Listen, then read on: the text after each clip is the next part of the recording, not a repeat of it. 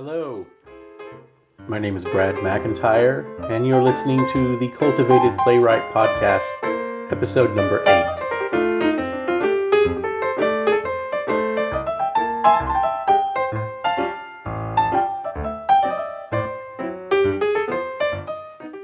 In this episode, I want to talk a little bit about building a personal library. I've been thinking about this recently because I've had to handle books. As I've said before in the last couple of episodes, I'm raising a small child, and my kiddo is just at the age when he's crawling everywhere and climbing up on everything and getting into every possible nook and cranny of the house. A lot of places he's not supposed to be. And my wife and I are very diligent. We keep our eye on him, and we've put the little padded bumpers on the fireplace, and we've blocked off the DVDs so he doesn't pull them all off of the shelves and stuff. And we kind of make sure he doesn't hurt himself, but we let him crawl around a lot. We let him crawl up on the windowsills and pull himself up on the side of the couch and things like this.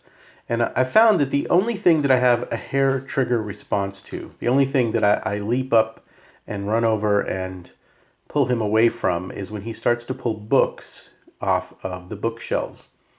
They're, of course, in another room, so I have to keep an eye on him as he wanders from the main room, where I usually watch him, into another room. And he is quick to pull books off of the bookshelves.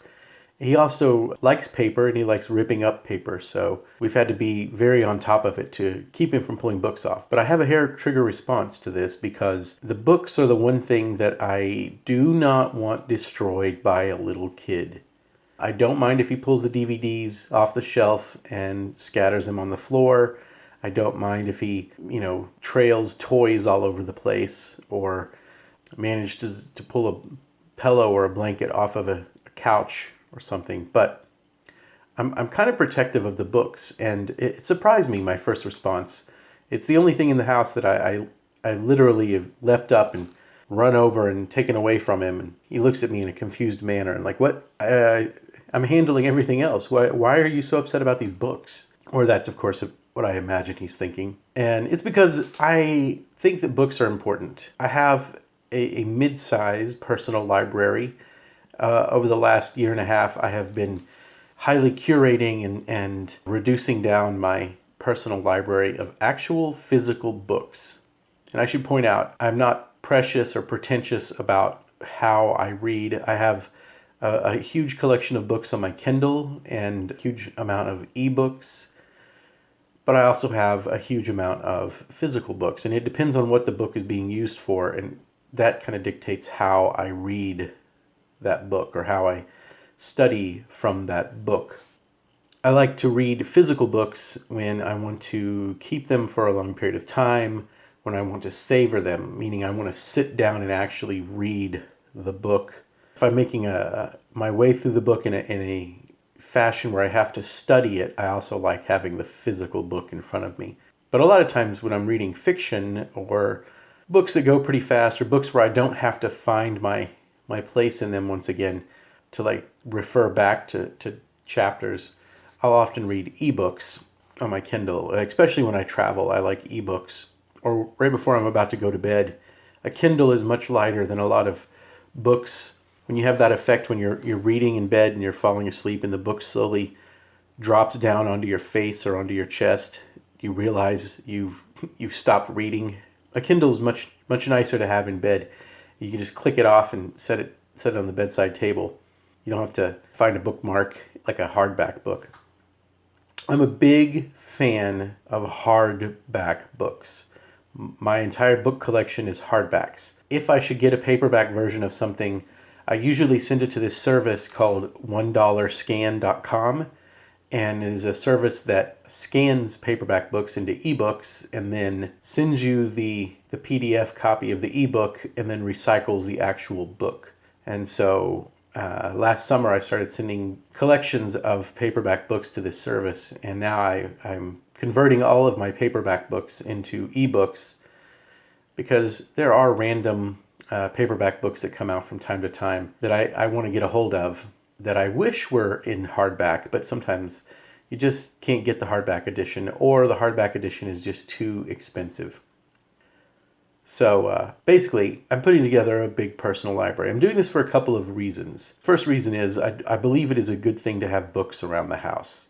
I maintain a pretty large library, and I refer back to my library of books quite often. I have many, many books on the theater. I have a pretty good amount of books on biographies of famous people from history, people that have inspired me, people that I study, like Hemingway and Samuel Beckett and John Huston and Theodore Roosevelt and Peter Brook, of course, Robert Brustein's collection of writings on the theater. There's books on philosophy, the books of Elizabeth Gilbert. I'm a big fan of Elizabeth Gilbert.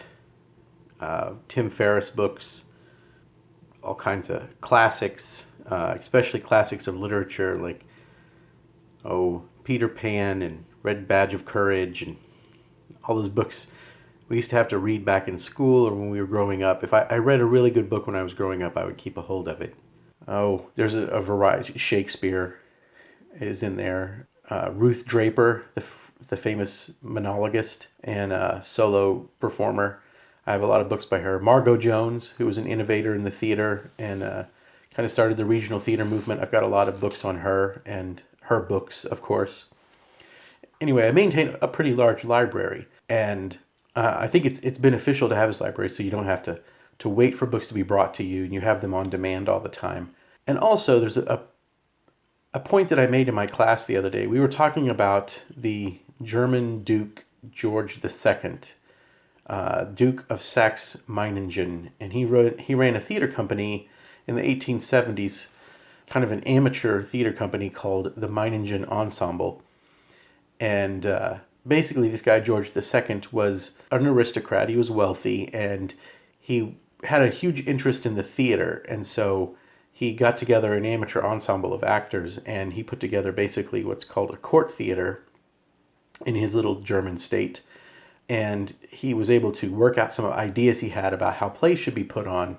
Beyond kind of innovating ensemble acting and innovating the use of crowds on stage, instead of having a group of people just mill around in the background or stand around, he would move entire groups of people, huge crowds of people around the stage as units in unison. So like the way birds flock when they're migrating, or the way a drum line at the halftime of a football game, one musician turns and everybody kind of turns en masse, and the whole group, the whole unit moves as one. Anyway, George II, Duke of Saxe-Meiningen, was one of the innovators of that. And the other thing that he did was historical accuracy.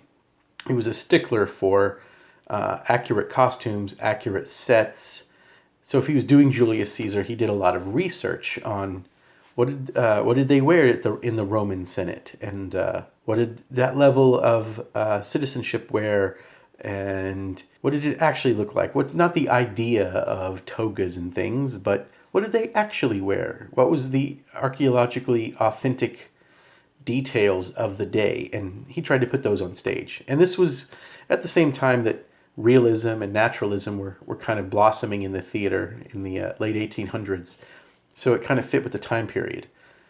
But I bring up to my students, the reason he was able to do this is because he had a huge library. He had a huge interest in drawing, and he was quite a good draftsman and artist himself.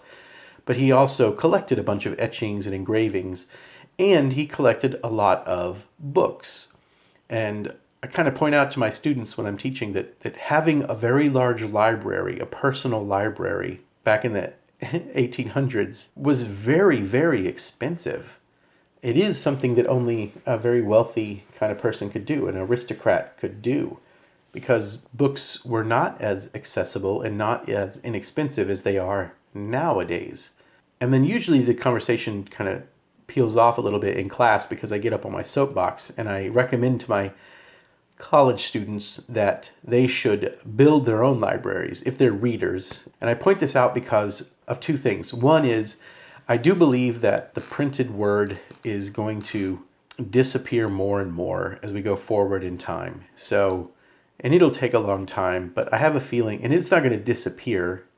Like, we'll always have printed books, but I do believe printed books will go the way of like vinyl records eventually in the future, and more things will be printed electronically or digitally first, and you'll be able to get a hardback version of them or a paperback version in the future, but the price will go up because that will not be the principal way they are sold. Books are going to be sold in the future. This is a theory I have. I don't have any substantial evidence except observational that this is going to occur. But we now live at the kind of cusp of the switchover to predominantly digitally printed books, and we'll be leaving behind physical books as the main sort of way we read and consume books. So stock up on books is basically the message there. Right now, in where we are in history, books are more accessible. That's the other point. They're more accessible and they're cheaper than they ever have been in the history of mankind. And usually I wait for the blank stares or the occasional gasp of recognition from a student where I am able to follow up and say, yeah, think about that for a second. In all of the history of humankind to this point, we right now, contemporary human beings right now, are living at a time when books, this source of knowledge, are the most accessible and the cheapest to purchase that they have ever been, ever before. Since all of our ancestors, all the generations before us have had to pay more and have not had the search abilities, the accessibility that the internet has offered us nowadays to get any book we want, to hunt it down, to find it. So I point out to my students, I'm like, you should take advantage of this because it's not going to stay like this. History changes over time. We evolve, we move on. So before everything becomes digitalized and the prices go back up, stock up your personal library if you can, or stock up what you want to read. If you're into fiction, get a bunch of fiction books. If you're into theater, get a bunch of theater books. Anyway, I use this guy, George II, as an example of somebody who used their library, his library, to great advantage. And so I just kind of want to cover that today. I'm precious about my books. I keep my kiddo away from books because I want to maintain my library. I want to eventually pass that library on to my son. And he can either sell off the books in the future or use them for his own purposes, but they'll be there for him. It's something that is evergreen that I will use as heirlooms. I will pass on. And I will use them while I'm alive to do a bunch of research with and to round out my knowledge.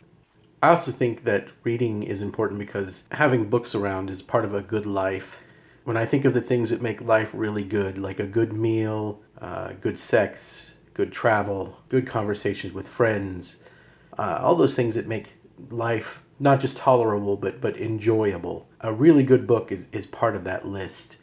And I enjoy having books near me and around me, and books that provide an experience that adds to life, I think is important. I should point out, I'm very good nowadays. I used to keep every book that I bought, and I used to buy books on a whim. But now I've become much more specialized as I've gone along, and my reading habits have changed.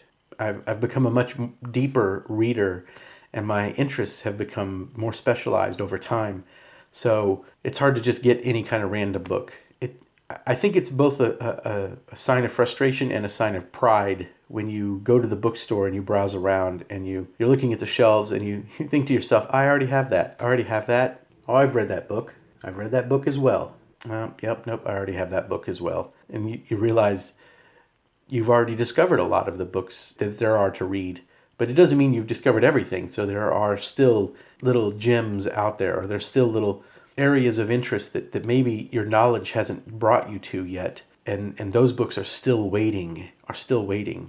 Last summer, I got really interested in Goethe, as I brought up in this podcast before. And I've looked at Goethe back when I was in college, and I wasn't interested in him at all. And now I've become interested, and I'm ready for Goethe to be in my life, and I'm ready to appreciate his work. And now I'm discovering all these works by Goethe that have just been waiting for me. They've just been waiting there for me to get to them. I envy you if you discover somebody, a new author, a new collection of books in some way that's just waiting on you. It's just waiting there for you to discover, and you're in for a treat because you haven't read them yet. So I encourage you to build up your personal library if you can. If you're a reader, if you're somebody who reads and you enjoy reading. Anyway, that's all I had to say about that today. Thanks for listening. Once again, my name is Brad McIntyre. You can check me out at my website, bradmcintyre.com. There's links to all my social media on that website, and you can take a look at the works that I've been up to. I also write books, by the way. I have a collection of my plays and comics available on amazon.com, and so there's links to those books on my website as well. You can also find a tab called Bookshelf, and it has a series of books that I have found to be important or enjoyable in the past. And sometimes I write little book reports about those books as well. But you can see that list on my website, bradmcintyre.com. Anyway, until next time, thanks for listening.